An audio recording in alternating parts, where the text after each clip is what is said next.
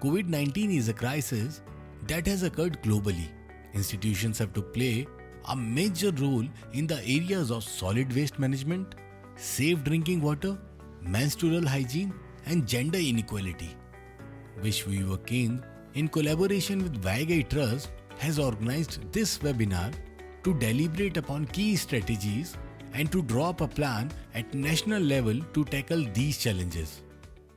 Coming to the whole idea of the program, on what we had thought on how this program must be useful, because as we see, the participants in this program are a lot of NGO beneficiaries, people from different RWAs, people from different institutions. So in these institutions, NGOs have to play a major role in this area of solid waste management, safe drinking water, safe personal and menstrual hygiene, hand wash, and gender equality. I think it's a very important part, because if we expect the government to do everything, it is not possible. So the NGOs have to work hand in hand with the government. Nothing can be done through a single point. We have to come together, in synergy.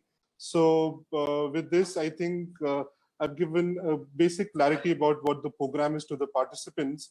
So now I would just want to give a small introduction about our speakers today, who are I think pioneers in their field, and who have spent years and years in the wash sector. So first of all, I would just want to give a warm welcome to Mr. Puteri KY Babu, and just to give a small introduction about Mr. Babu he's the General Manager Environment at Hand in Hand India. He has an experience of development work with UNICEF, UNHCR, Government of Tamil Nadu, ActionAid, Save the Children, and many such organizations. Our second speaker for the day is Dr. Sujata. Dr. Sujata is the director for Karupa Institute of Development Initiatives. And she's also working with the government of India basically in the SDGs. She's doing a lot of activities in that. I would also now welcome with us Dr. Snehlata Makela.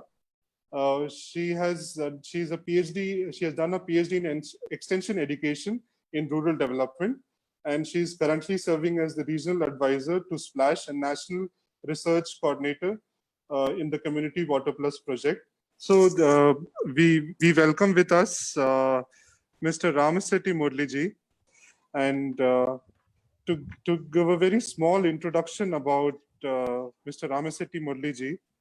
He's the founder director of Modern Architects of Rural India, MARI, based in Secunderabad. And he's also currently heading the Fresh Water Action Network in South Asia. He's also a very renowned social worker and activist who is also involved in various environmental and civil society initiatives, compromising of water, farming, eradication of child labor, health, and nutrition and waste management. Now, I would not take much of time, and I would now hand over the session to our speaker, Mr. Wash Babu, to take over the session, sir.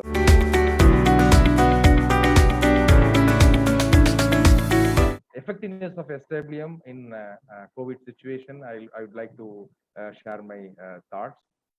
So in this COVID situation, I'm sharing our own experience only.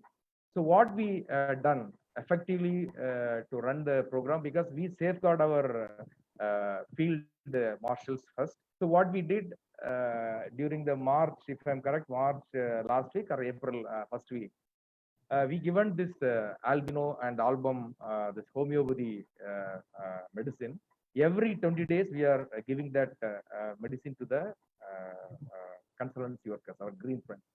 So in that way, we are safeguarding our green friends. Then some activities we have done, especially health and hygiene of the consultancy workers. So number one, we are using door-to-door campaign. Before that, we are supplying sprayers.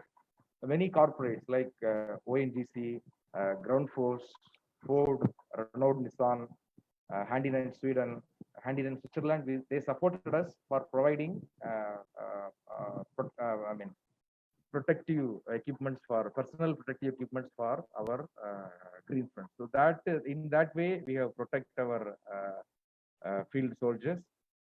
Then we supplied small sprayer for corporation itself. We supplied around 100, and all the wherever we are working, we supplied this small sprayer, which is easy. It's like a backpack only, so that as Thomas also mentioned, wherever the area is very dense area, in that area vehicle cannot go.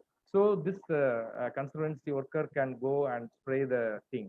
So initially, we done very much involved in mass cleaning only. After the mass cleaning, we provided this. We done this bleaching powder and other this thing. Though it is germified, no, we need to prevent any other vector-borne disease or so on. So our people are working all the day for mass cleaning and so on. Then what during the second week of April, what we thought, supply of this hand sanitizer or this material is a very scarce thing. Then imagine the rural area, definitely no supply.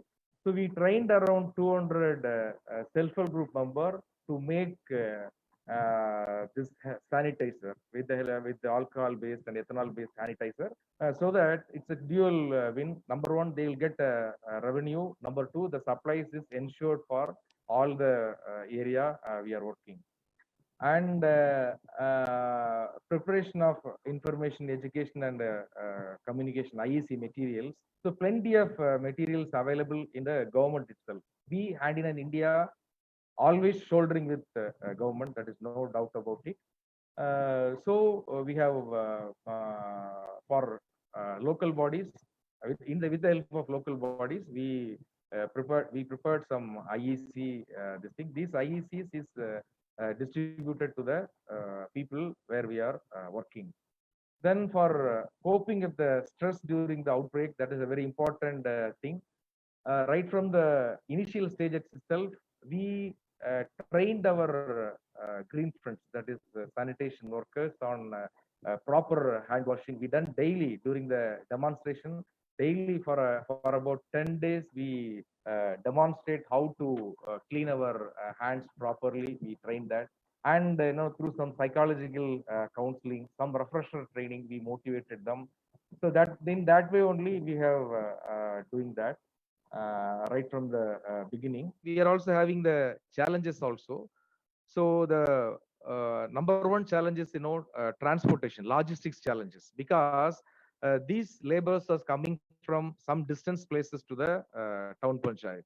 So there is no public transport during the lockdown. So they need to come in a private vehicle. So in a private vehicle, it is very difficult to keep social distancing and so on. So we faced a lot of problem with that logistics thing. Then we issued a ID card from the local body, whether it is cantonment board or a town panchayat or municipal corporation. We got a kind of authorization from the government authority. So this is how challenges is there. And another one challenges, it is not pertain to COVID, but also in a common nature. As per the national Karmachari Andolan, every 5 days, one sanitation worker is dying because of this UGD cleaning and so on. So that is also show the all over India level. If a government body, National Karmachari Andolan itself, they accepting one person is dying, means definitely the real figure is more. So we need to think of that also.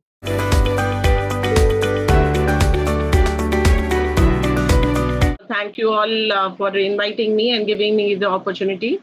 I think the things we are going to discuss here are related to COVID and how women are facing challenges during COVID with regard to wash.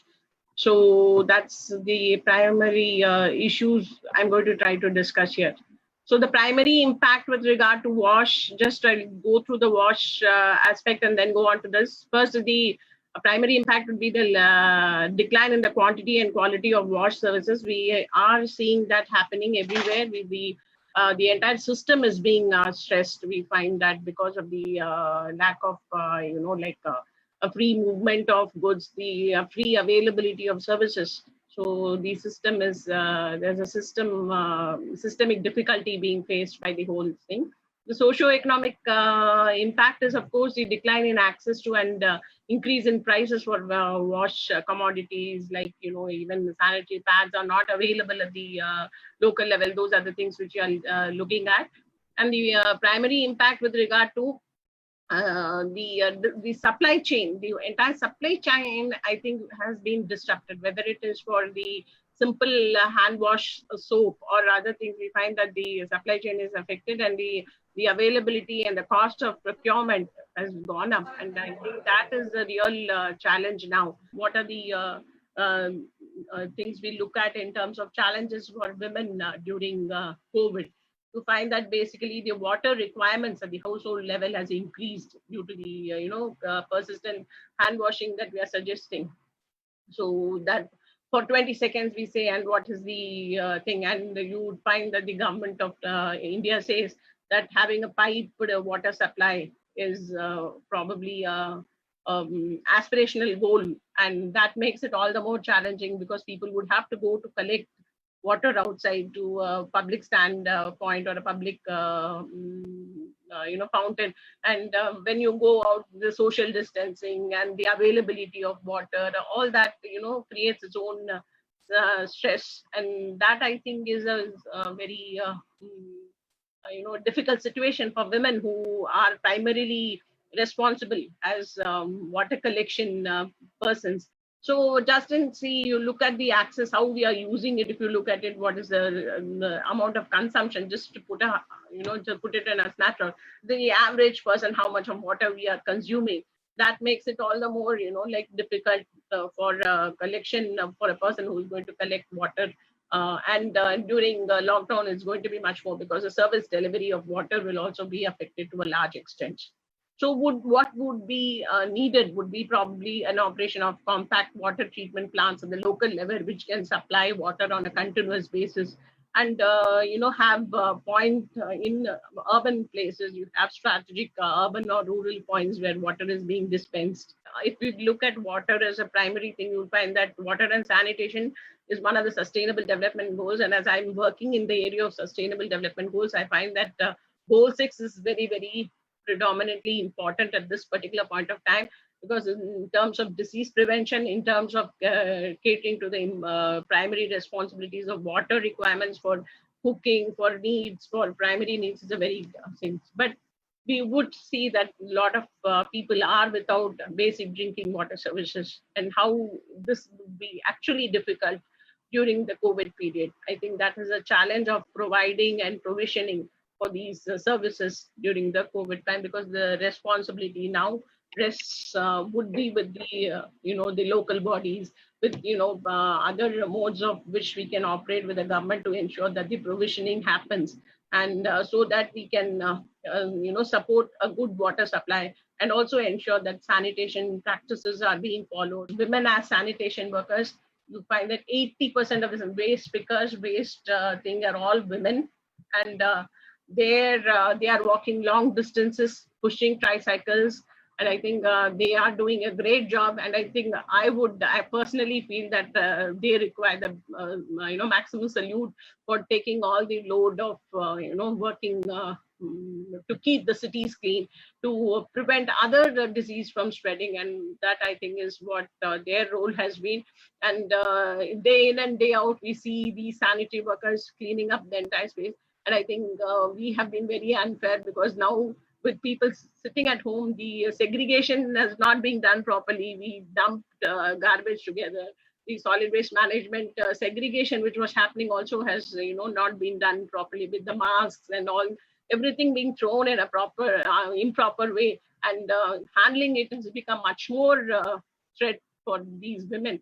And as now that the provision of the PPE is being given to them, I think they are to a certain extent safe. But they have to be very, very, careful. And I think we have to help them in all possible ways in ensuring that we don't dispose highly contaminated PPEs into the garbage. I think that is very, very important, I think.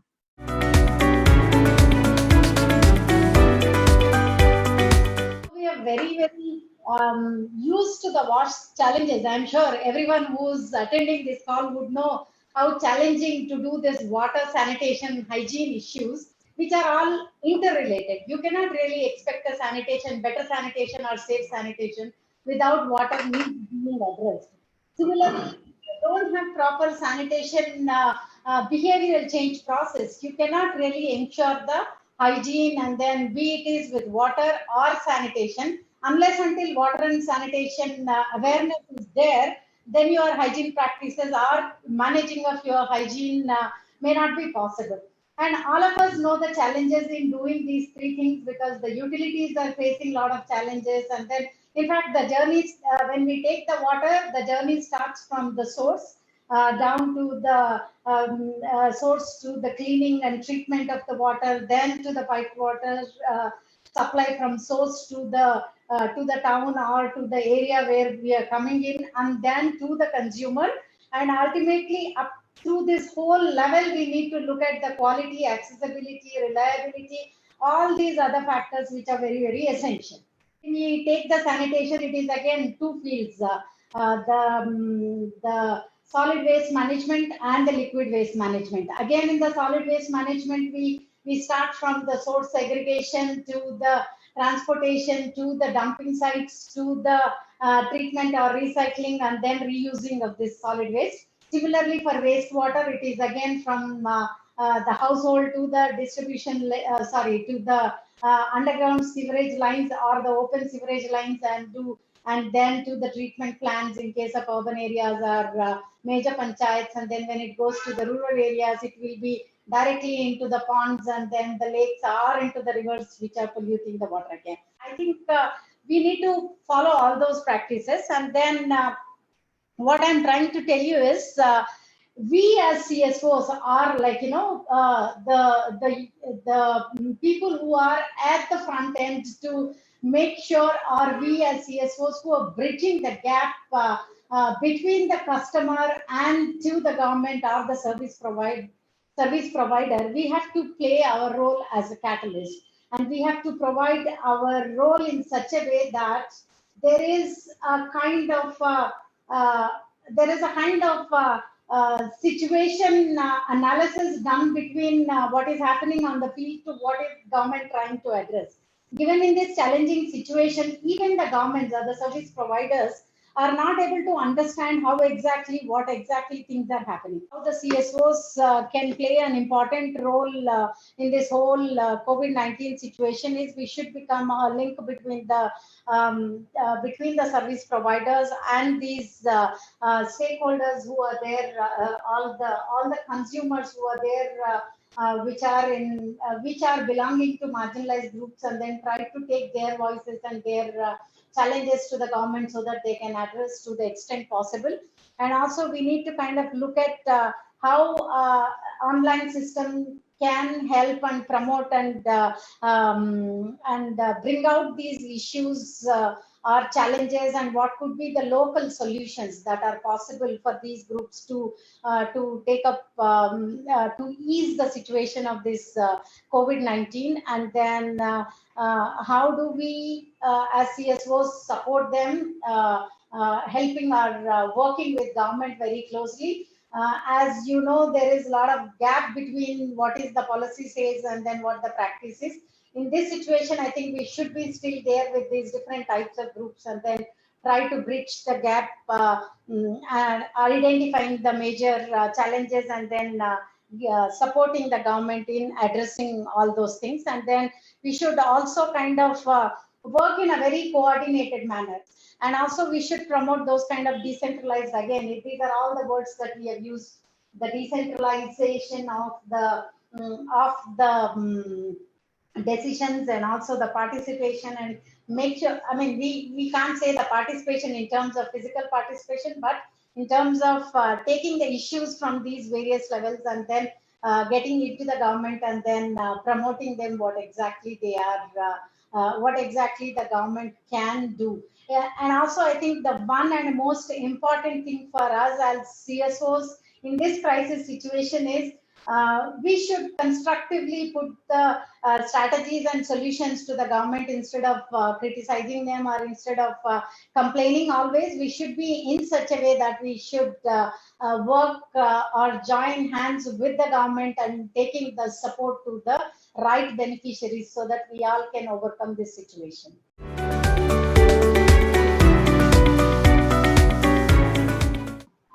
Number one, the point I want to make in the current context is those of us who have been working in the wash sector know or believe that making progress on water sanitation hygiene very much requires behavioral change.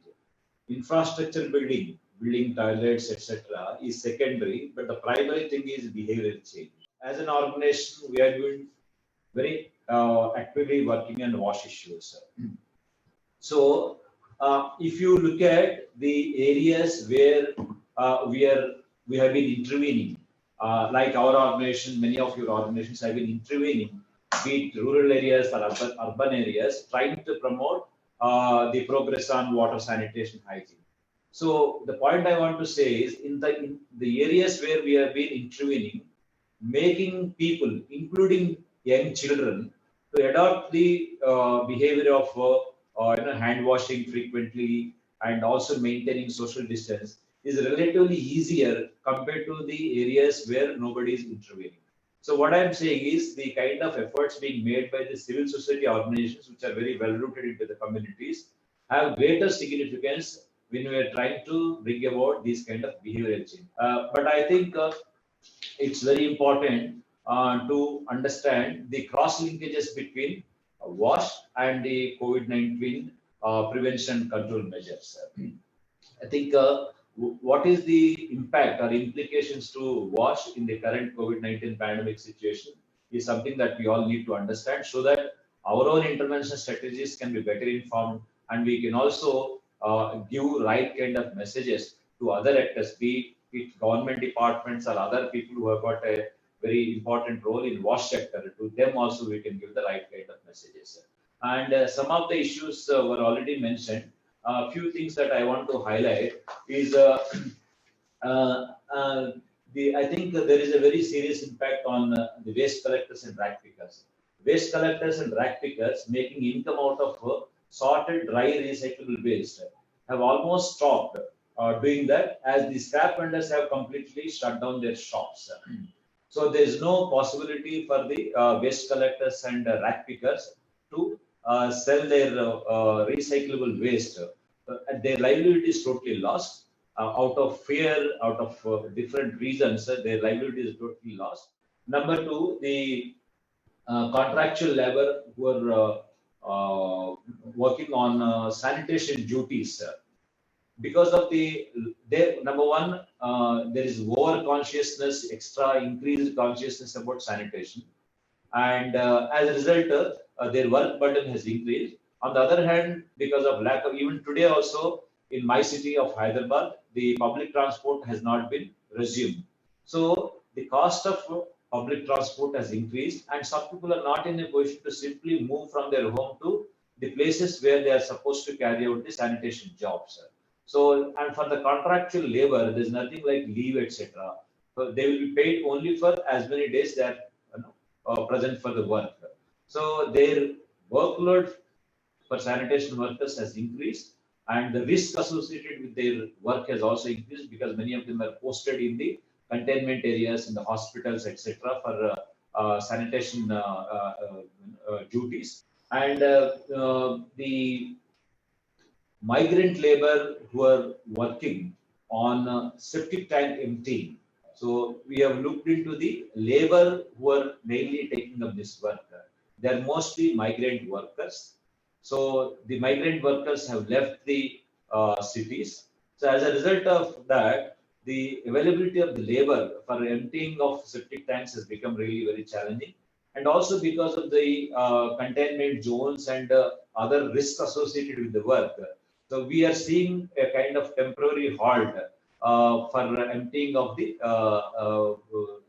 full septic tanks, so which is causing its own sanitation challenges. So the last point I want to say is, I think it's very important for us to keep our eyes open and understand the cross linkages between the WASH and COVID-19, how availability or non-availability of water sanitation hygiene services is impacting our efforts to prevent and control the COVID-19 situation, and how the control and prevention of COVID-19 is impacting the demand for water sanitation services. So we need to keep our eyes open and gather more reliable information on that, so that we can inform the concerned agencies, decision makers, what needs to be done in the current situation. We had such wonderful sessions, and by people who have spent their life into WASH, and I think this corona outbreak should serve as a wake-up call, I think, to all NGOs, authorities, to scale up the WASH activities and the waste management activities. So it was a very, very, I think, thought-provoking webinar where we had all the speakers who had shared it all their ideas, all their practical experiences, whatever they had been through, during the COVID, and keeping in mind all the experience they have about the WASH sector. So we thank all the speakers once again. Thanks for watching. For more updates, please subscribe to our official YouTube channel and follow us here.